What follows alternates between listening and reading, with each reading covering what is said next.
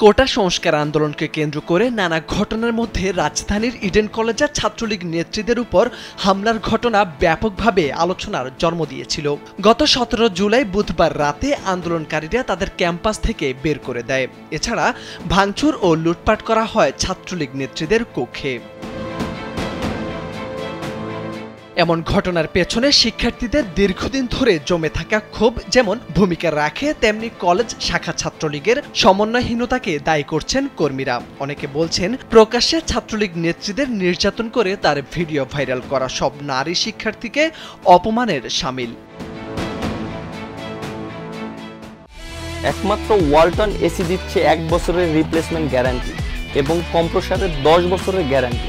জানা গেছে 2022 সালের 23 মে 1 বছরের জন্য ইডেন মহিলা কলেজ ছাত্রলীগের আংশিক কমিটি ঘোষণা করে ছাত্রলীগের কেন্দ্রীয় কমিটি। 1 বছরের কমিটিতে 2 বছর পার হলেও এখনো পূর্ণাঙ্গ কমিটি গঠন করতে পারেনি শাখা ছাত্রলীগের 2 নেত্রী। পদ প্রত্যাশীদের সঙ্গেও সভাপতি ও সাধারণ সম্পাদকের কোনো সমন্বয় ছিল না, ফলে ইডেনে ছাত্রলীগের অবস্থান ছিল নড়বড়ে।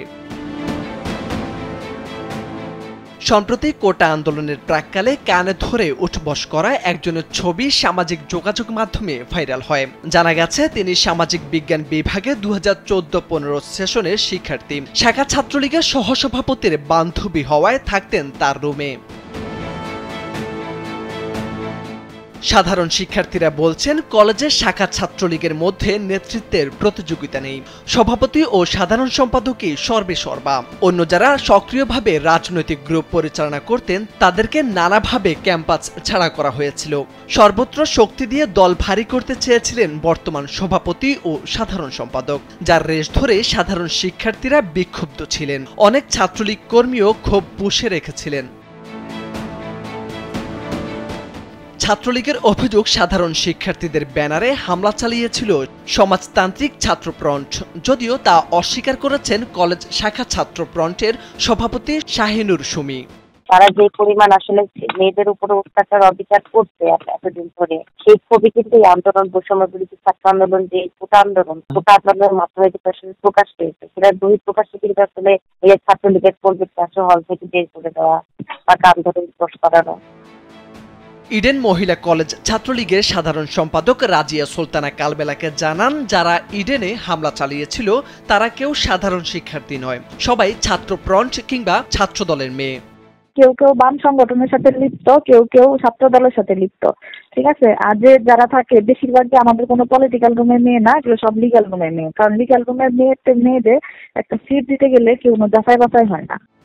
সার্বিক বিষয় জানতে ইডেন মহিলা কলেজের অধ্যক্ষ অধ্যাপক ফেরদৌসী বেগম কালবেলাকে জানান, ইডেনে তেমন কোনো ঝামেলা হয়নি। তদন্ত কমিটি করা হয়েছে, প্রতিবেদন পেলে ব্যবস্থা নেওয়া হবে। জেনের একটা মেয়ে যারা আন্দোলন করছিল ওদের সাথে হয়তো কথা কাটাকাটি হয়েছে ওটা, আর এছাড়া আমাদের ইডেন কলেজে কিছু হয়নি। আমাদের তদন্ত টিম রিপোর্ট দিলে আপনারা জানতে পারবেন। নেত্রীদের সমন্বয়হীনতার সুযোগ নিয়েছে আন্দোলনকারীরা, যার কারণ হিসেবে দেখা হচ্ছে ছাত্রলীগের মেয়াদোত্তীর্ণ কমিটির অনেকে হয়েছেন সংসারী। পোস্টধারী 44 জনের 30 জনই নিষ্ক্রিয় এবং নেত্রীদের কর্মী সংকট। মোরশেদ আলম, কালবেলা।